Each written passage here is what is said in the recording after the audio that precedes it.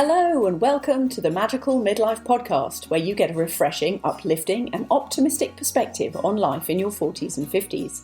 I'm your host, Lindsay DeSwart, and I'm delighted that you've joined us here today, so let's jump right in.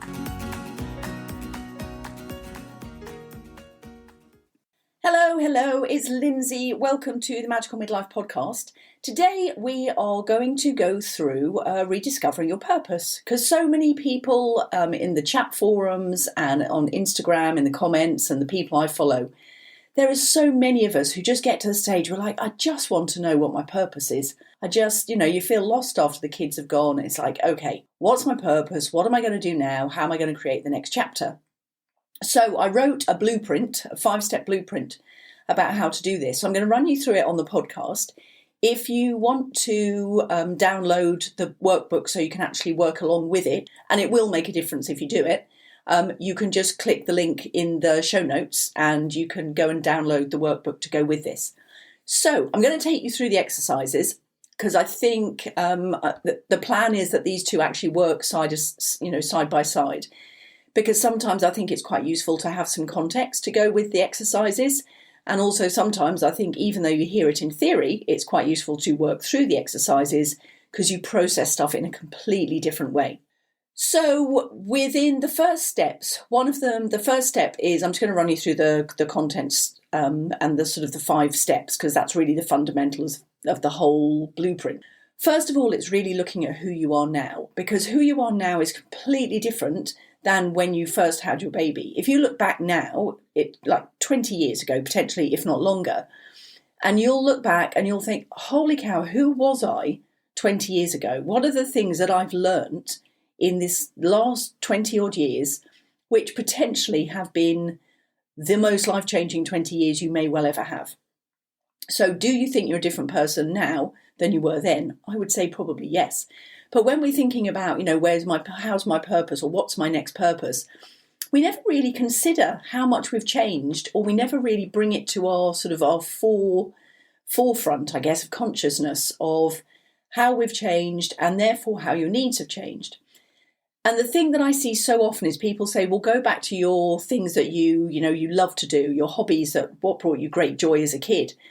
But so much has changed since then that I certainly didn't find that at all useful. So that's why I've, gone through this process. It's you need to upgrade the software almost so that you can actually output something different. So the structure of the 5 steps is, what about me? Then we go on the journey and you reconnect with everything that's changed. Then you claim your days again. And that works hand in hand with my time management system. That is something that I've been talking about for ages. I think I've probably covered it on the podcast in the past. So that's also covered in here. And then you're not alone, because I'm just literally going through the titles of the steps. You're not alone. We look at your social connections and your social interactions and how that's changed. Because again, when we used to do the school run, we had the kids as our social interactions, we had their friends, we had their friends' parents, whatever teams they were on, any of their interests. That all made up a part of our social life. And then, of course, with that, we've also got childhood friends or younger friends that we may have grown apart from only because we were all busy raising families. And I hear it all the time that women can feel really lonely after their kids have gone. And it's not really surprising, because we've spent 20 years plus focusing on investing our time and energy with our kids and not necessarily building our social life or, building new social life anyway. So friends kind of take a back seat in that time. And you may be really lucky if you've got a couple of friends who've stayed with you that whole time and you all know each other's kids and you've all grown up together. And that's fantastic. I would say that's not the case from so many women, because we're so busy focusing on work, on family, on raising kids, that we actually just don't have time really to hang out with friends, particularly because it's never a priority. And then the last part is moving into your next chapter, which is the part that I must admit I get really excited about, because it's what creates the future. Okay, so you're with me. Excellent. Let's go. So the first exercise that we go through is this what about me exercise. And that talks you through acknowledging what has been, i.e. looking at your kids, how you've raised your kids, and also how they've come out. Now, the reason we start here is because this is really easy, because whilst you're feeling, a bit sort of, sad and lonely as an empty nester, it's a lot of your time is being spent on what was, and we're focusing on the past a lot. Now, with one of the sort of the teaching systems that I base my coaching on, I guess, I've got, there's something called the midlife map, and the midlife map works with healing the past, acknowledging the present, and then building the future. So this whole system, it all fits in with that, really. The first question you're going to ask yourself is, how has each child influenced who you are now? So that really comes down to the way you've raised your children will have changed who you are. And I use the quote of, you're only as happy as your unhappiest child. And the reason I say that is because if one of your children has really suffered through maybe anxiety or a learning disability or something like that, you've had to deal with that. And it may well be something that you've never had to deal with before, but you had to negotiate. How are you going to help your child through this? How does the practicalities work of, dealing with the school system and maybe even dealing with, government systems that go with it?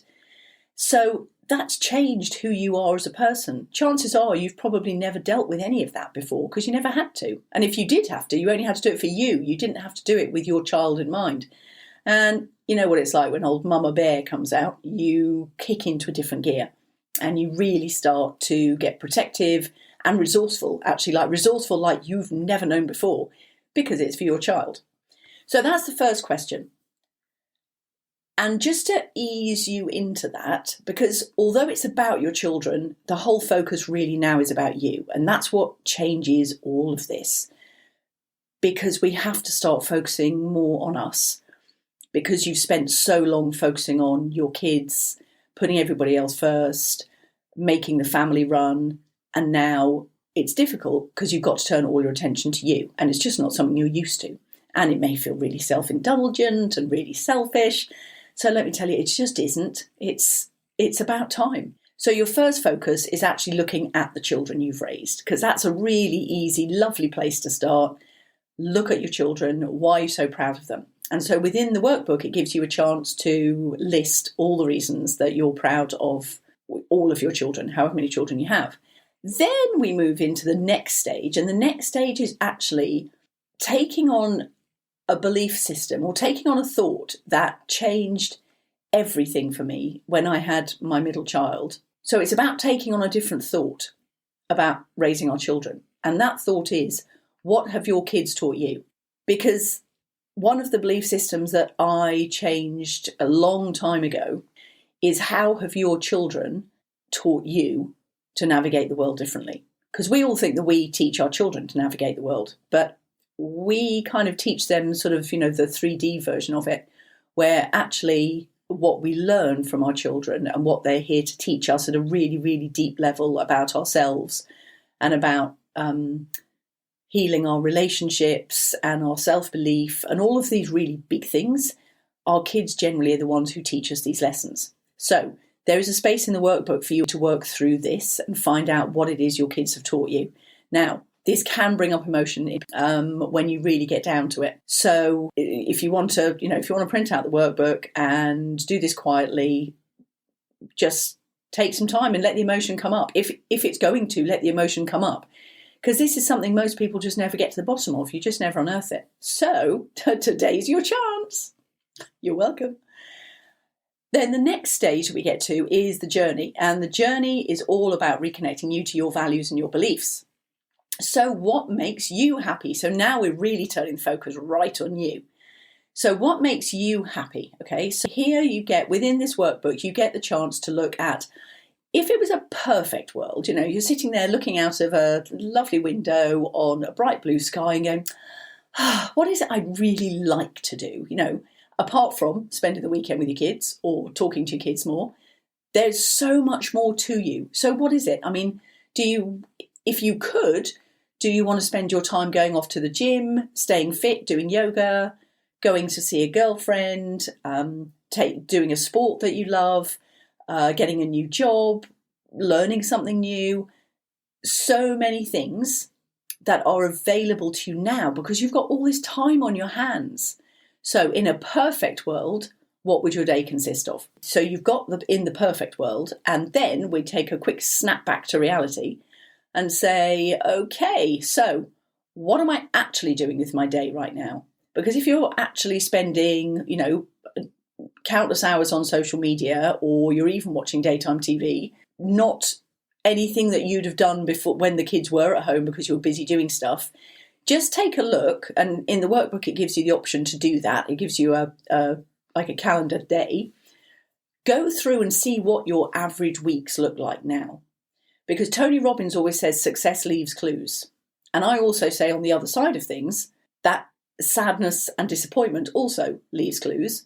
So if you can look at what you're doing with your day, what does your actual day structure look like? Because I bet it's very different to when the kids were around. So we're going to look at that, have a look at that, and then we're going to work with that to see how it can change. So then the third step is all about getting your time back and claiming your days again. Now, the thing about this is getting your time back is really standing up for yourself, because most of us will get everybody else's work done before us. And whether that's for an employer or your family, anything else, we tend to put everybody else's needs in front of ours. And it goes back for generations, it goes back for years. But this exercise is something that somebody taught me so many years ago about how to organise my time so that self-care was actually a priority. So if anybody's seen my Amazon book, the Self-Love To-Do List Notebook, that teaches this time management system. So there's a snapshot of that in the workbook, and you can start to use it because basically it's a to-do list which prioritises you. And you are as important, if not more important, than anything else you will find to do in your day. I'm going to describe it to you. So there's two columns. There's the column on the left, column on the right. The column on the left is let's just call it the get it done column. The column on the right is the get to do column. So what that's all about is the get to do column is what are you doing for you? What enhances your day, makes you feel full? It's all about you. And then on the left-hand side, it's everything that, makes the world go round, that you've got to get done. You've got to get the bills paid. You've got to get the food shopping in. It may be a work task you've got to do, speak to the accountant, whatever it might be. But what I've found over time, and I've used this system for many, many years now, if you get, no matter how busy you are, if you go for more than 3 days and you don't have more than a couple of things on your right-hand side get-to-do list, things start to go a bit wonky. And your energy starts to fall and you feel a bit depleted, a bit taken for granted, and there is no self-love going on. So this is just a really good way to find that balance. And it's not the most detailed to-do list, but that's on purpose because it doesn't need to be. Because all this needs to do is to draw attention to where you're spending your time and actually if you're prioritising yourself. So the fourth step, we then move on to the social side of things. So the fourth step, when you lose anybody out of your life, and so that includes obviously kids going off to university or having their own lives and, older teenagers, they just don't need you so much. You lose a chunk of your social activity, and that can be really sad because you miss the people that you love, but you also just miss the daily acquaintances. And those daily acquaintances, as we all found out during COVID, are a really key part of kind of mental stability and our mental health. And it's really easy to feel isolated in midlife because you're busy doing kind of the things that you do, but none of them are necessarily connecting you socially with people and, just hanging out, mainly just, going for coffee or going for a walk together or, having fun, actually. The things that really sort of nurture your soul and make you feel happy and healthy and actually get a healthy perspective on stuff. So this next chapter is all about looking at the social side of things. And with that, it also gives you an exercise about connecting with old friends and also making new friends, because that can be really scary. And I know so many people who will go to the gym, go to a gym class maybe, and, they might never speak to anybody in class because it takes an effort. I mean, oh God, countless times. And I don't know if you ever had it. You've walked into a gym class, and especially when there used to be the steps or you have a mat, and you go and stand by your mat or your step, and you kind of stand there and you're a bit self-conscious and you're looking around and nobody's, only the sort of the people who know each other really well or talking to each other. And apart from that, you're just sort of desperate for the class to start because you're like, I don't know anybody, it's a new class. And you basically feel like you did when you're back at school. And that feeling never changes unless you decide to then start talking to people, or then start to, if there's a familiar face that you've seen maybe once or twice, then, strike up a conversation with them. But it can be really intimidating, and it's very easy to get quite anxious about it because the more quiet we get, the more quiet we become. So this step allows you to bring this to the forefront of your mind. So you actually realise that by doing this and by making conversation with somebody, you are helping yourself, and you are helping yourself to move forward because it's one more thing that you're almost, let's say, building a new bridge for. Okay, so the question is, first of all, who do I want to catch up with? And then the second question is, what's the easiest way for me to meet people? And then it allows you just to have a brainstorm about, whether that means getting another job or, working more in the office rather than working at home, or, getting to a gym class rather than just going to go and do weights on your own, something like that. But it allows you to really brainstorm the ways that would feel most comfortable to you about actually getting out and meeting people. And then the last stage in this, because it's actually quite easy to do, but you do need to structure it because there are so many aspects that we feel really lonely, depleted, lost, purposeless, directionless. That's what all of this was instigated by, is how many women just feel so lost after their kids go. So the fifth step is the next chapter. And the fifth step I get really excited about because it's a new start. And new starts can be really scary because you don't know that it's going to be a success. You don't know what's on the other side of it. And that's what I really enjoy helping people with. In this step, in this chapter, I introduce you to something called digital marketing. And digital marketing is basically what's inspired me to write this book. You could say digital marketing is a podcast, it's sending emails, it's social media. But fundamentally, digital marketing is all about learning a new set of skills, and it's learning to use social media for your own benefit, so it actually provides you an income and allows you to share your knowledge and skills rather than just being a consumer on social media. The tools have never been easier to find. It's never been cheaper.